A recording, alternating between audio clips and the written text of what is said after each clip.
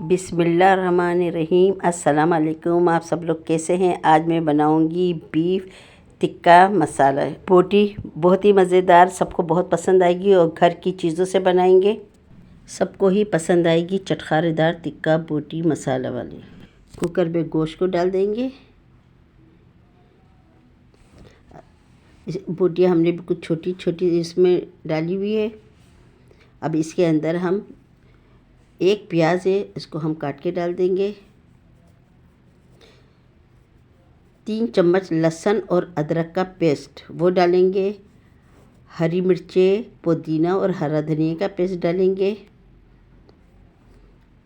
नमक डालेंगे, 1 स्पून नमक डाल देंगे और इसमें 1 गिलास पानी जाएगा। इसमें पानी ज़्यादा नहीं डालेंगे क्योंकि हमारी गोश्त बहुत ज़्यादा भी गलाना नहीं है। अब इसको हम ढक के तकरीबन 15 मिनट के लिए पकाएंगे ताकि गोश्त हमारा अच्छी तरह गल जाए और 15 मिनट में हमारा गोश्त बहुत अच्छी तरह गल जाएगा। अब इसके मसालों की तरफ टिक्का बोटी में डालने के लिए हमें जो स्पाइसेस चाहिए उसमें हमारे को काली मिर्च 1 स्पून, जर्दे का रंग हाफ स्पून से थोड़ा सा कम है, धनिया 1 स्पून, चाट मसाला 1 स्पून, हल्दी हाफ स्पून, कुटी हुई लाल मिर्च 1.5 स्पून, टिक्का मसाला 1.5 स्पून, ज़ीरा 1 स्पून, गरम मसाला हाफ स्पून।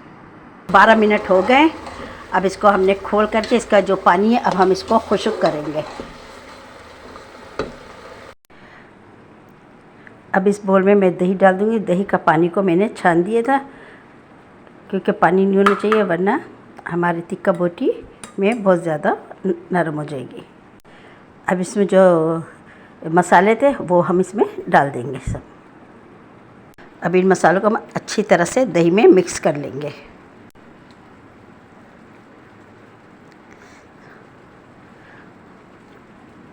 अब इसमें मैं 1 नींबू का रस डालूँगी। इसी मसाले में मैं नींबू भी डाल दूँगी। अभी पूरा 1 नींबू डालेंगे इसमें। इन सब चीज़ों को मैं अच्छी तरह हम इसको मिक्स कर देंगे। अब इसमें हम सारी बोटियाँ डाल देंगे अपनी। अब इसको हम अच्छी तरह मिक्स कर लेंगे। मसाले को मिक्स कर लेंगे। 2 स्पून कॉर्नफ्लोर डाल देंगे।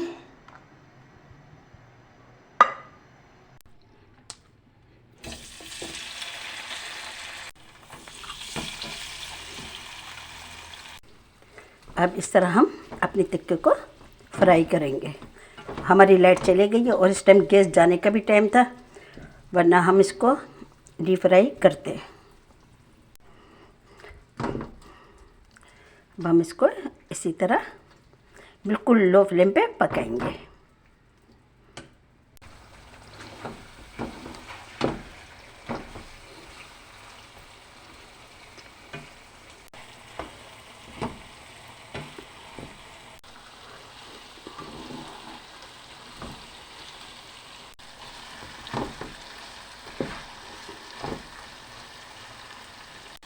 अब हम इसको हमने बिल्कुल लो फ्लेम पे ही पकाना है।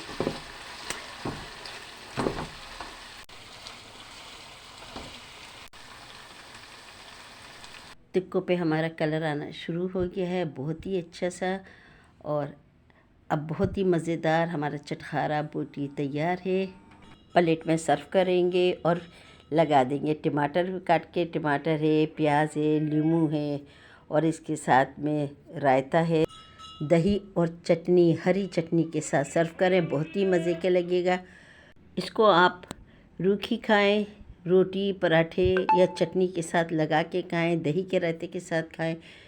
बहुत ही मज़े का, क्रिस्पी से, बहुत ही अच्छे और सबको बहुत पसंद आएगा। इसी तरह बनाएं आप लोग भी बनाएं और सबको खिलाएं।